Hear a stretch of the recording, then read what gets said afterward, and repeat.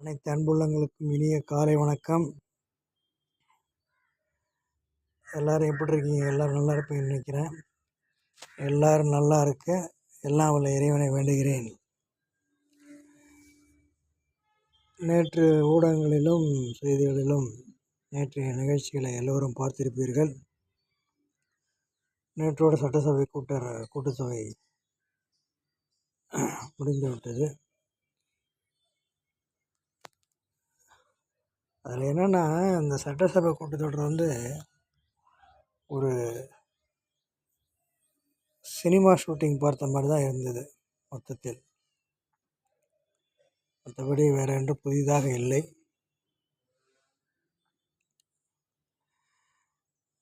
தன்னுடைய பெருமையை தானே யாரும் சொல்ல மாட்டார்கள். புரட்சித் தலைவர் அவர்கள் இதுவரை தன்னுடைய பெருமையை அவர் சொல்லி கொண்டதே இல்லை. மற்றவர்கள் சொல்லித்தான் நமக்கு தெரியும். ஆகவே ஒரு தற்புகழ்ச்சியாக தான் இருந்ததை தவிர வேறு ஒன்றும் அது புதியதாக இல்லை.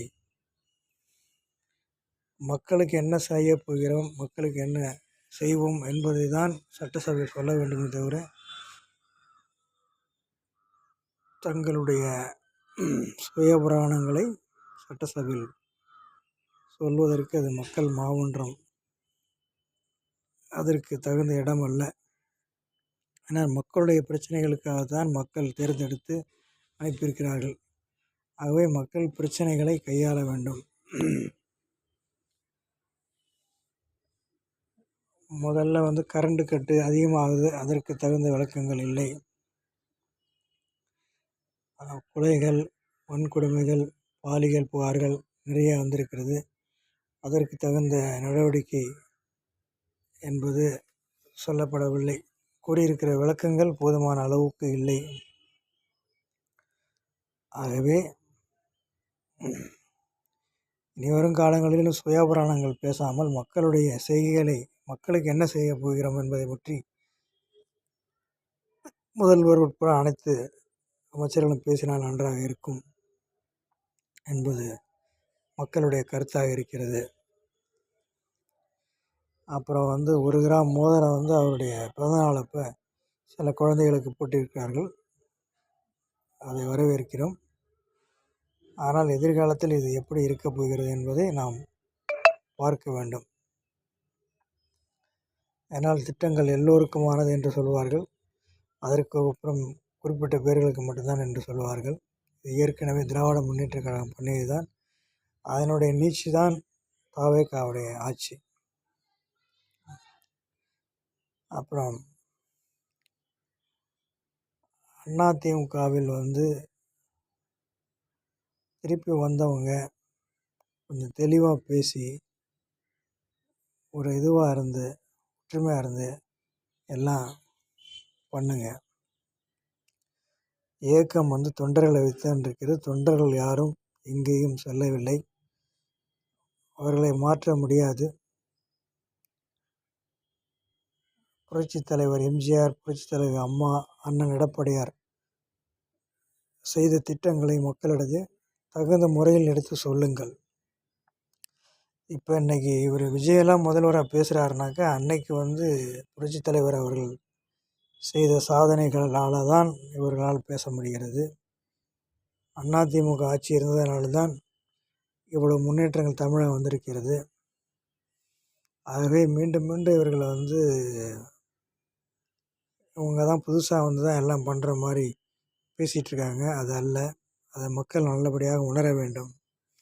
இந்த அளவுக்கு முன்னேற்றத்தில் இருக்கிறீங்கனாக்க அது புரட்சித் தலைவர் அம்மா, புரட்சித் தலைவி அம்மா, புரட்சித் தலைவர் எம்ஜிஆர் ஆகிய இருவரும் தெய்வங்கள் கொண்டு வந்த நல்ல திட்டங்கள் மூலம்தான் தமிழக மக்கள் நன்றாக இருக்கிறார்கள் என்பதை உணர்ந்து கொள்ள வேண்டும். ஆகவே விஜயுடைய நோக்கம் என்னவென்றால் புரட்சித் தலைவர் பெயரை அழிக்க வேண்டும் என்கிற கொள்கை தான். அதற்கு அவர்களுடைய இங்கிருந்து போன சில தலைவர்கள் துதிப்பாடி கொண்டிருக்கிறார்கள்.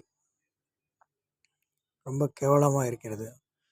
புரட்சித் தலைவர் வாழ்க, புரட்சித் தலைவர் அம்மா வாழ்க என்று சொன்னவர்கள் எல்லாம் இன்று அவர்களுடைய நிலைமை எப்படி இருக்கிறது என்பதை யோசித்து பாருங்கள். ஆகவே உணர்வு பூர உள்ளவன் எவனும் அதிமுக விட்டு கண்டிப்பாக விலக மாட்டான். ஆகவே ஒரு தொண்டன் கூட அதிமுகவிலிருந்து செல்ல மாட்டார்கள் என்பது உறுதி. ஆகவே மீண்டும் மீண்டும் சொல்கிறேன், தைரியத்துடன் இருங்கள், தன்னம்பிக்கையுடன் இருங்கள். கண்டிப்பாக அனைத்து இந்திய அண்ணா திராவிட முன்னேற்றக் கழகம் இடைத்தேர்தலில் ஒரு மாபெரும் வெற்றியை பெறும், இது உறுதி.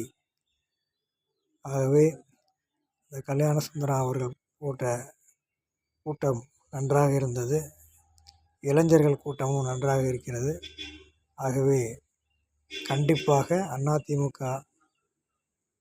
இடைத்தேர்தலில் கண்டிப்பாக வெற்றி பெற்று